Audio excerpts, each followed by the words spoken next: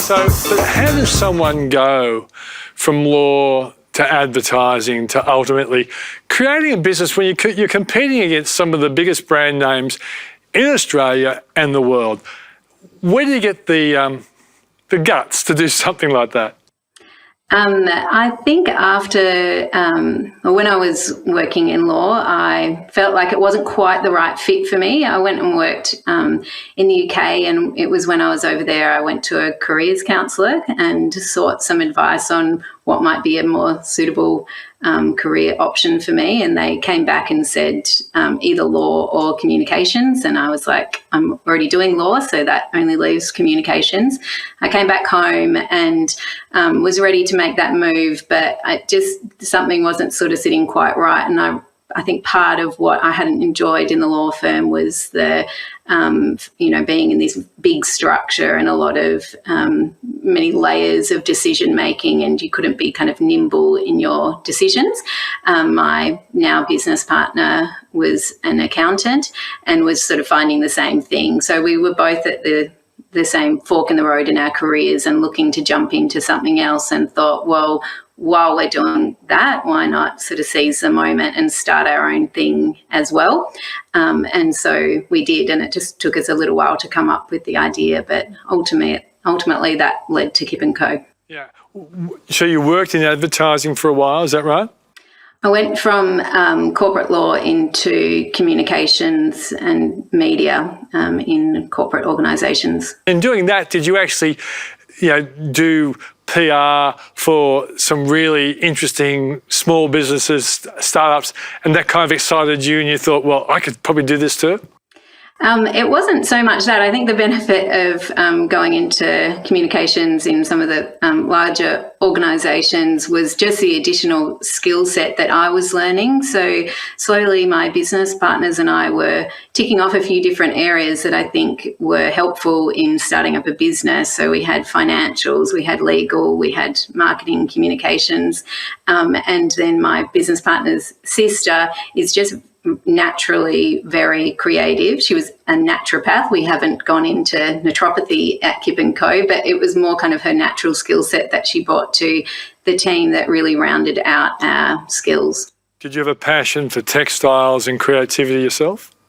Yes, definitely. All three of us did. So Kate and Hayley were sisters, or are sisters, and their mum was very creative. She had her own kind of side business in kids fashion that she had started herself, and my mum was really pushed the creativity upon my sisters and I. It wasn't even so much of an option, I suppose. So we were constantly learning a new craft or going to galleries. It was just absolutely part of our DNA growing up, and I think that frames your experiences into adulthood, and I was really looking for that as I moved into my professional career, and kind of found that a bit wanting, I suppose, in most corporates. You talked about it started off as a side hustle. When did you decide to go, full bottle into the world of Kip & Co? Some would say we never have, really. We continue to juggle it around our family and life priorities.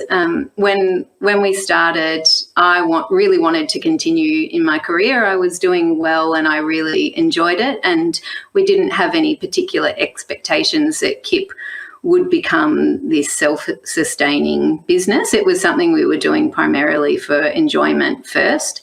My business partners quickly started their own families, and so they were doing what is a much, much harder juggle, which is kids and work. I was just trying to juggle the two jobs, and I just continued that for as long as I possibly could. It was just no longer tenable.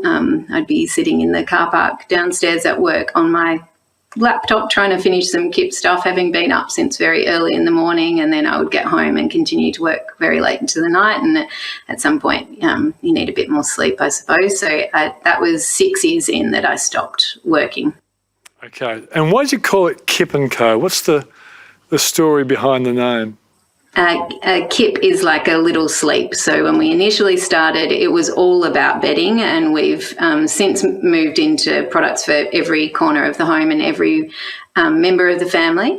But at the time, it was really just around, sleep. And so that made sense to us. And the & Co was pretty much every business that started within about 2 years of us. We all felt the need to put an ampersand and co for some reason on the end.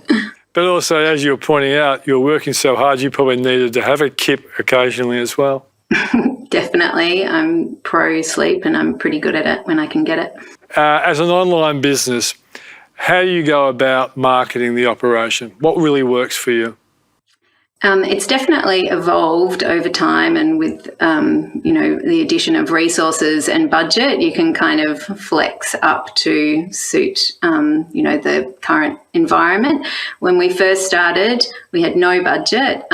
We put a small investment into photography, and that was, I suppose, for us, what really sets us apart from the competitors was our creative direction in our imagery, and I think that still remains the core to the brand.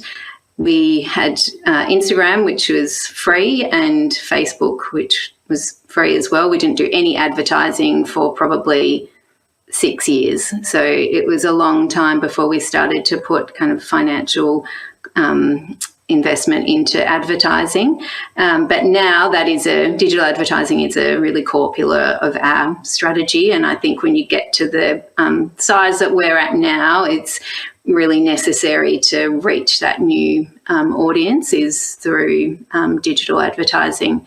Well, the learning curve, Alex, of, okay, you design something and you say, okay, this looks great. People are going to want to buy it. But then you have to get it made somewhere. Someone has to actually make the thing, and then you have to actually work out how much to make, and you got to get into various stores, or in the case online. How hard was that? It's a really long lead time for our products. So we are currently designing for SS24, autumn winter 24. So we're well over a year out, and that has just meant that we don't follow kind of any current trends, because we are working so far out that whatever trend might be happening now would probably be over by then. But once we come up with the concept here, we need to put that into sample production, and from that we will share that with our wholesale network, who's a really important part in that creative development process, because they will really give us a good indication about the success or otherwise of a product, and they'll put their order in with us, and from that we now have a pretty good handle on what the retail component would be. So if the stores are ordering 2, we might order 4 in total, because maybe it's going to be 50-50 for that product. So then we'll be able to go back, put it into production, and almost 6 months later it'll hopefully turn up on a boat. Now, you are a carbon neutral business, so explain what that means, and also how does it affect your supply chain? Yeah, so in 2020, we decided we wanted to do something really significant to improve the sustainability of the brand. We were making a lot of little changes, but after the bushfires that year, I feel like a lot of people wanted to do something that was a real step change in behaviour. And so we decided to push ourselves and look at carbon neutrality, and not just from factory gate to door, which I think is what is the most common approach. So that means that you're offsetting everything from when the manufacturing is finished all the way to, the boat, getting it into your warehouse and getting it back out to the customer. But for us, we wanted to offset the manufacturing of the product, because in textiles, that's obviously where the bulk of the footprint comes from, along with the agricultural footprint from the growing of the raw materials. So we found it's quite complex. So we found an awesome advisory firm who specialise in carbon neutrality, and they came on the journey with us and did a carbon footprint audit. And once they had made that assessment, then you have the opportunity to determine what projects you want to partner with as your offsets. Okay. So what does it take to actually build a cult following like you guys have done nowadays? It's a really good question.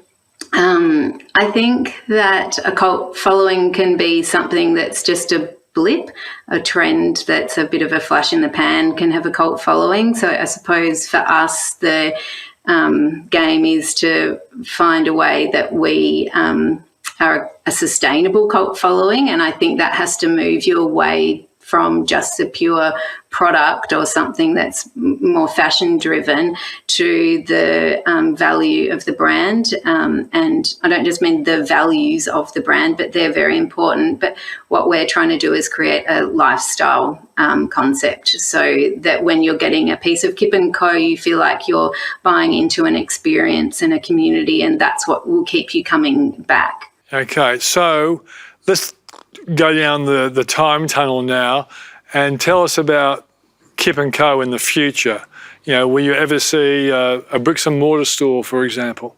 We discuss it every year and we haven't done it yet. I would personally love to. I think it would be an extremely expensive exercise and I don't know if the financials would stack up, but I hope that we might one day. It's not currently on the plan.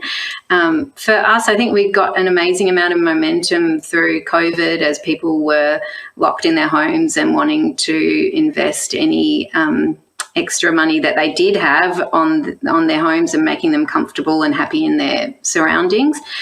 So we certainly benefited from that uptick in homewares, and we just want to really kind of run with that momentum and look at investing in resources, because we had a much smaller team even 2 years ago. So we need to make sure that we're investing in our people, and in marketing, I think will be a really big part for us, and making sure we've got the right amount of product, which is always a little bit tricky when you're in a steep growth phase, but hopefully we can get that right.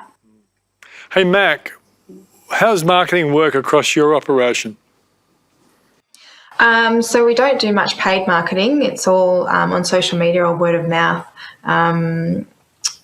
Yes, and just letting the produce speak for itself, basically.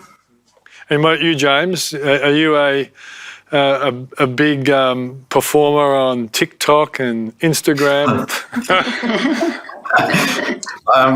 I use my Instagram mainly for environmental causes, but in terms of the business side of things, look, I think by nature of the way of our business, it is mainly client referral based and word of mouth. I think that there is a massive opportunity to help a lot of people, that are kind of interested in, their future and finances and, setting themselves up. So, that could be a TikTok version or something like that to try and educate or help people. But largely our marketing is really just, word of mouth. Alex, a question without notice, but I want a really good answer. What do you think has been your best promotion that you've used, Instagram or TikTok or other social media platforms, that really worked, really resonated with either your existing and or future audiences? I think we run lots of different promotions on social media, and they'll have different objectives. So some might be to grow our marketing, email database. Some might be to grow our followers on social media, and some might be to grow engagement. I think probably, just to take an example, the most effective ones for follower growth are normally where we're giving away a really awesome prize. So that's the most surefire way to get people excited on Instagram. Yeah, but is the prize linked to anything else other than the fact that someone might come up with a great gift or service or something like that? Well, normally we will do something where we're partnering with other like-minded brands but who have a complementary product, and so then the reach that you're getting by partnering with another 2 or 3 brands that have collectively close to 1 million followers, that reach is awesome, and you're offering something to the audience that might be able to complete their whole an entire room, for example. So it's definitely very appealing and consistent with our concept of interiors. You and your 2 partners get together regularly and actually dream up promotions that will really grab a big audience and have a big effect. Because it seems to me it's an important part of growth, but lots of businesses don't actually have proactive, interactive meetings together, coming up with big ideas. And sometimes they're knocked down, and sometimes they say, hell, what a great idea.